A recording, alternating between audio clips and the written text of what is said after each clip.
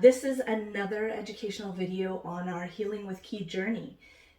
This series introduces these fancy new cards, all 54 of them. We are currently on card 51, but that's because we're jumping ahead because I'm trying to present the cards at the right time of year for them. Then we're going to jump back and learn some more of the green cards next video. The green cards are all about how you can bring an external energy, an external ki in and incorporate it into your own vibrational system. So that's what Healing with Ki is. The series was created specifically to be tools of empowerment for you and inspiration for you, and I hope that they will help you to connect with several different frequencies of ki and learn to be on a higher vibration here on the planet with us. My name is Lisa Ayres. I am the author of these books and cards. I am a Reiki master trained in both Eastern and Western Reiki lineages. I am the founder of the Drawing Down the Moon system of Reiki, and I have been a practicing pagan and intuitive healer for over 27 years now. So this book is a culmination of all of those lessons that I've learned over the years into hopefully one comprehensive system. As I mentioned, today we're going to be discussing Litha, or Midsummer's Eve, Summer Solstice. Summer Solstice is at least recognized across the globe now by every culture today. And we know that in the past it was an integral moment for many ancient civilizations. We know that because there are so many monoliths and important structures all over the world with many different cultures recognizing and aligning with the stars at this time of year. During Litha nowadays, modern pagans celebrate the height of the summer light, of course, the power of the sun god reaching its peak, and everything that agriculturally goes along with that. So abundance of harvests that are starting to roll in, midsummer crops that are reaching maturity, babies who were born in spring are now, they're strong, they're showing their promise, what they're going to be able to offer the farm, the family. And in today's video, we're going to start talking about this change of seasons, how we reach this peak, and then how the energy sort of shifts. I am going to talk about the legend of the Holly and Oak Kings. It's not actually part of the book, but it keeps coming up for me to talk about it. So I will talk about it and how the Holly and Oak Kings sort of dance with Mother Earth and their courtship through the year. So if you're interested in working with all of this life-giving energy all around us that shapes our world and shapes our inner environment as well as our outer environment, I hope that you will consider liking, subscribing, following, sharing these videos with your friends, because not only does it help me, which I really appreciate, but it also helps you and your friends to raise your vibration and learn new things, and that's what it's all about.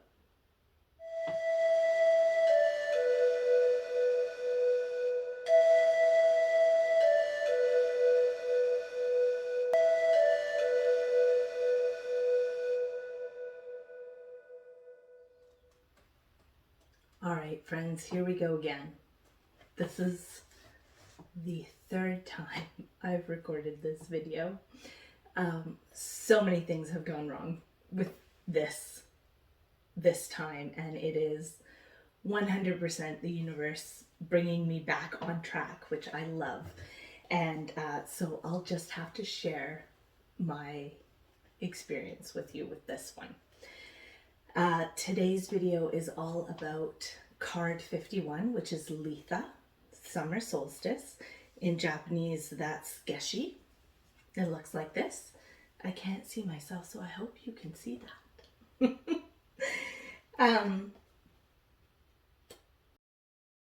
This whole adventure started a couple weeks back now because I'm trying to catch up on my videos and get them a little bit more, get myself ahead of myself in case of disaster, like this one.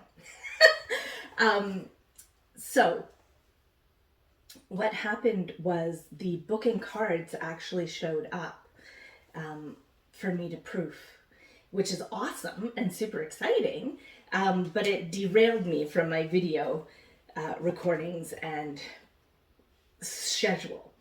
So and then the other thing that happened was somehow I skipped this video in my schedule. So as I was trying to figure out and work on the next group of videos, which are kind of a mini series that they really need to go together and look the same and work together functionally, I was just so frustrated and unmotivated and confused, and I finally realized, oh, it's because I'm not working on the right video.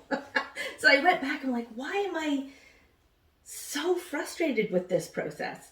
Oh, I missed a video. Okay. So then I started working on this video. And what I realized last night when I got together with a group of friends who are helping me stay focused, because I need that, they asked me, just how are things going? And I realized that I wasn't encompassing the true meaning and feeling of this video, of this card. The message is 100%, you've reached the peak, a project is complete, and now there's all these emotions. And it's true, because I'm just approving for final print, the book and the cards. And there's this transition of like, okay, everything's coming to completion. Have I finished everything? Is it actually the way it's supposed to be? And then there's all these new projects coming in saying, pay attention to me, pay attention to me. But I haven't been taking the time to stop and recognize and feel all the emotions that come along with completing a huge project, and acknowledging all that I've accomplished and all those goals that I set that I can now tick off. Yes, I did that. Yes, I did that. Yes, I did that. Because I can't forget that this whole project was divinely requested of me. It came to me in a dream, and I was told exactly what number each card was going to be, in which order they were going to be, and what color they were going to be. And so I need to acknowledge that I did that. I did what I was asked to do. And that's really important. And that's what this card is all about. This card is all about, hey, this completion is come. You're at the peak. Celebrate, enjoy, share the fruits of your labor, and be confident and secure in what you've done, and celebrate. And I hadn't been doing that. I'd been jumping to the next thing and jumping to the next thing. So last night when my friends asked me, how's it going? And I was explaining to them that I was feeling really stuck and like I wasn't actually moving anywhere. I realized, no, hold on a sec. In these last 2 or 3 weeks, I've actually completed several steps. And I need to stop and acknowledge that. So what I love about this whole process for me is that if I am not in the right zone to teach the lesson, universe holds me back and says, hey, wait a minute. You need to get into the right frame of mind here. So with that, welcome to this video for the 3rd time. And thank you for being with me as I step into this energy of the summer solstice with you. It is coming next week. And part of it was that I was thinking that maybe I just wasn't feeling the right vibe because, the summer solstice is a few weeks away. But it's here pretty quick, and that wasn't the issue. So thank you for being here. So as I mentioned, this video is part of a mini-series within the larger Healing with Ki project that discusses the Wheel of the Year. So the cards are not in numerical order because I'm trying to present them alongside the actual Sabbath or holiday that they correspond with. So if you want to catch up with this Wheel of the Year, I'll insert a playlist right here or somewhere around here, so you can catch up on the year. And if you're just finding this, then I'll also put another link up here where you can catch up on the entire Year in a Day project that we've embarked on, walking through from Imbolc, which is in February, and that is New Beginnings, Quickening of the Earth, and Initiations. It's the perfect time to start something new, like a Year in a Day project.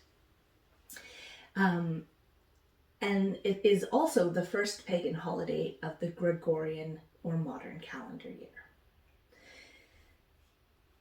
Then we did a few other exercises and we moved on to spring equinox in March, which is of course a celebration and recognition of balance in our lives, and more celebration of return of life to the world. We see more evidence. It's not just peeking through, but it's really coming. Then on May 1st at sunrise, we celebrated Beltane, which is it's an outpouring of ecstasy and celebration of life. Now today, we're going to celebrate all of our efforts coming to fruition. Today's focus is the vibration of the summer solstice. And this vibe is celebratory, it's thankful, all of our hard work is finally paying off. We're really seeing the fruits of our labors now. So if you have pulled this card, it's time to celebrate everything that you've accomplished, just as I have learned.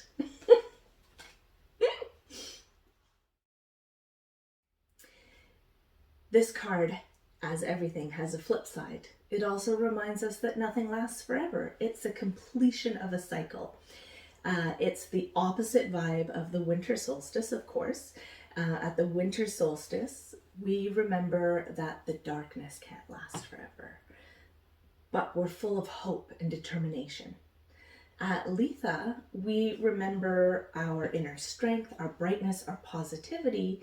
We enjoy what we've been blessed with and what we've rightfully earned and worked hard to get. But we also recognize that everything that we've done as the growing light has come to the earth is now going to start to fade away. We have to acknowledge that the sun is soon going to be heading towards the dark half of the year. So it's a contemplative time. It's a time where a cycle comes to an end and a new cycle begins. So we're thinking about everything that came before and what might now be coming ahead of us.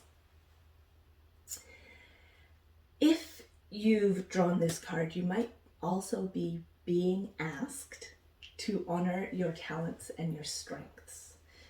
So you've been gifted with all this abundance, which helped you achieve everything that is currently coming to fruition. And so now use those gifts to gift someone else with a little love and sunshine. We know that this great abundance isn't going to last forever, so we share our gifts. And the reason we do that is to build strong relationships that support us both in times of abundance, like right now, as well as the hard times. This is an important aspect to being social beings, to living in society, to being part of the village. So what if you're unsure of what those natural talents are? Now's a good time to go foraging, to search for blessings in new activities, in new experiments. So try something new in hopes of discovering a new talent that you didn't know that you had. The other thing that's important to do right now is to celebrate any great achievements, things that are coming to fruition, and just have some time, take a few moments of peaceful reflection. A great thing to do at this time of year is to watch the sunset. And as you're watching the sunset, simply reflect upon all that you've achieved. Think about everything that you're now able to reap and enjoy, and start to notice this transition that's occurring in your life from striving for, like reaching for and working hard, to, oh, I'm getting to enjoy the fruits of my labor now.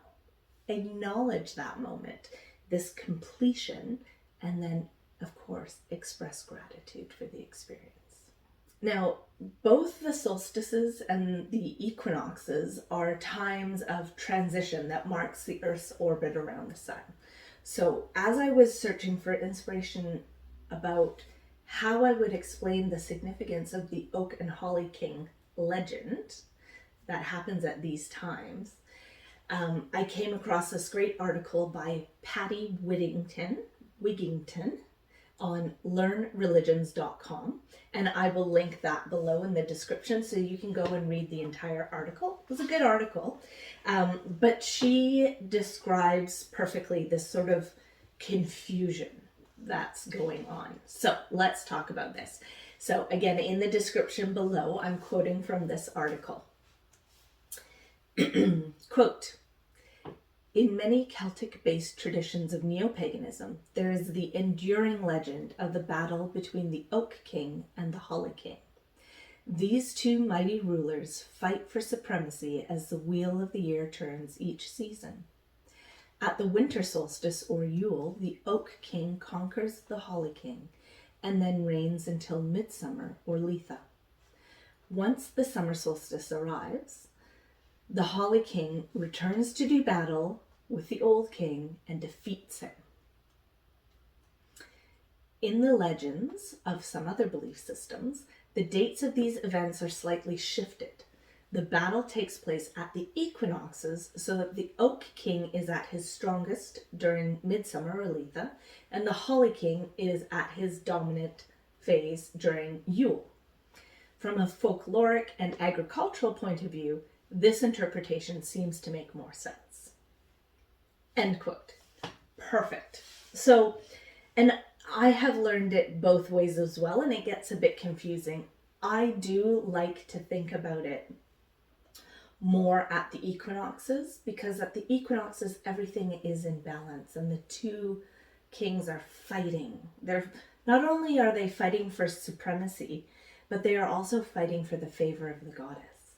So when the Oak King battles and reigns supreme, the world is lush and gorgeous and bright and young, and the Oak King is often presented as a horned god, or like the Green Man with the foliage around the face.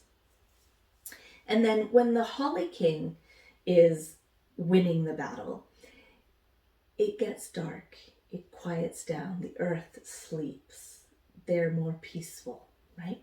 So there's a definite growing of supremacy and then waning of that supremacy again. And they're always fighting for Mother Earth's favor.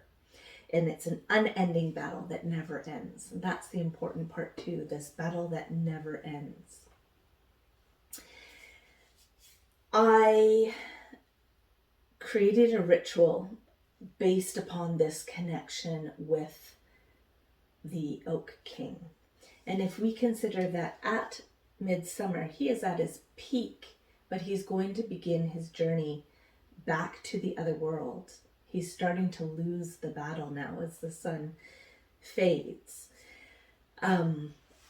We then can take that energy of the Oak King traveling to the other world, where he becomes revitalized. We can take that idea and send with him energy to work on some longer projects for us.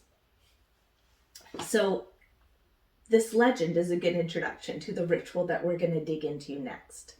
It's a vision board Bonfire Ritual. It's a ritual that I have done a few times. It's very effective. So be very clear about what it is that you're asking for, why you're asking for it. Be distinct about the details. If you're not sure how to do that, you can go look up card 21, which goes all into manifestations and how to write proper goal statements and effective affirmation statements. This ritual is used to work on longer term projects. So the Oak King, or the Sun God, is at his peak. He's going to spend 6 months heading towards the other world and in the other world, and then another 3 months coming back to the mundane world, and then 3 months to peak, and then 3 months to start to fade, and 6 months in the underworld again. So we're taking advantage of this cycle. And what this ritual does is it requests the help of the Sun God in his Oak King persona to bring your longer term goals to fruition. And the purpose of the ritual is to convince him to collect all the perfect vibes from the underworld and bring them back to you, either at the summer or at the winter solstice, or again at spring equinox, or maybe even at summer solstice again when he's at his peak. Okay, so think about those sort of longer term goals, 6 months, 9 months, 12-month goals. And this perfect energy is going to be attracted by what you throw into the fire. And then the convincing is done by throwing beautiful offerings into the fire to gain the Oak King's favor and attention. So by throwing your offerings as well as your vision board items into the fire, you're asking the Sun God to take your visions, all the energy that you've put into them, and the gifts that you're offering him into the underworld in this blaze of glory that is your amazing bonfire. And then, as I said, over the next 6 months, he'll work to draw all those people, places, things, energy together to help bring them towards your goal and bring that goal to fruition. And this will all start at his return during the winter solstice as he battles again. So note that, again, is he battling at the fall equinox and failing? And then really he's at his peak of the underworld time at winter solstice, and then is he bringing it back? Now this is a god, he can send it to you or he can bring it back with him. Okay, this is the concept that we're working with. It's not a perfect concept because the cultures or the story varies so much. Intention. All right, so how's it gonna work? Build an amazing vision board, and it needs to be full of your intent. Put your heart and soul into that vision board. Reference again, like I said, card 21 if you need help with being very, very clear about what you're asking for, because it will come. And then on a summer's eve, create a gorgeous bonfire. Think about the wood that you're going to burn. Think about the night that you're going to hold the fire. Think about the offerings that you might throw into the fire for the Oak King. So what are good offerings? Well, we can think about what's going to make the Oak King happy at this time. Remember, he's at the peak of his strength right now. Again, he's always clad in green, shrouded in foliage like the Green Man. Think about what's happening here on the earth. Sunflowers, strawberries are abundant. Think about the colors of fire. He is a fire god. This is a fire celebration. We're talking about the sun, right? We're acknowledging the sun god at the peak of his power. So think about colors of fire. Think about herbs that correspond with fire, correspond with the Oak King, but also create beautiful scents when they're smoked. remember that when we burn incense or smolders herbs, that smoke is carrying our prayers to the gods on the other side, in the other world. So offering these beautiful smelling herbs is a good way to grab his attention and take your prayers with him to the other side. So fire herbs for this time of year would be cinnamon, basil, rosemary. These are all very aromatic and they'll smolder very nicely. Is there any other offerings that you might find appropriate specifically to your vision? Yeah, if it's money, maybe you throw some coins in. If it's love, maybe you throw some rose petals. You think about what's appropriate to your goal. Then, sitting with your bonfire, watch it grow in strength and size. And as the bonfire is growing and you're tending to it and you're seeing it become this huge blaze, bring your attention back to the Oak King and his journey to the other world that will soon begin. And when that fire peaks, toss your vision board into the fire and watch it just burn up in a blaze of glory. And call out to the Oak King for support. Ask for his help. Then, as the fire then begins to die down, add your offerings to the edges of the fire, creating this beautiful smoke that's just full of fragrance, full of hope and desire and gratitude, and send that off to the God to carry your prayers across the veil to the other side. And you're going to sit with this fire until it burns out and the sun sets completely. So you want to start your fire before the sun sets. Have it end after the sun sets. So this ritual is absolutely beautiful. I try to do a fire every summer solstice, ideally on the beach. It doesn't always happen, but it is fire season, so please be very careful. It's one of the reasons I like to do it on the beach, because there's water right there. And it's really effective. If you put the energy and the thought and the time into it, it will work for you. It has worked for me many, many times. All right, let's talk about honor and recognition. As I said, this ritual sort of came to me as a result of many, many different teachers, many, many different influences.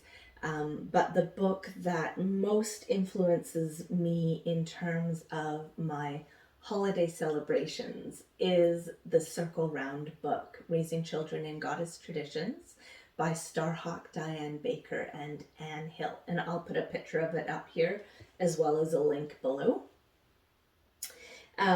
This book is awesome, especially obviously if you have children, but it shows you things that you can do no matter what your skill set is, no matter what your preference is, no matter how you like to celebrate. There are options. There's cooking options, there's crafting options, there's singing options, there's meditation options, there's physical activities. It's a cool, fun book to get you motivated and inspired. All right. Thank you so much for joining me. Again, please like and subscribe and share if you feel it is appropriate. I greatly appreciate it. Happy summer. Enjoy. We'll see you next week.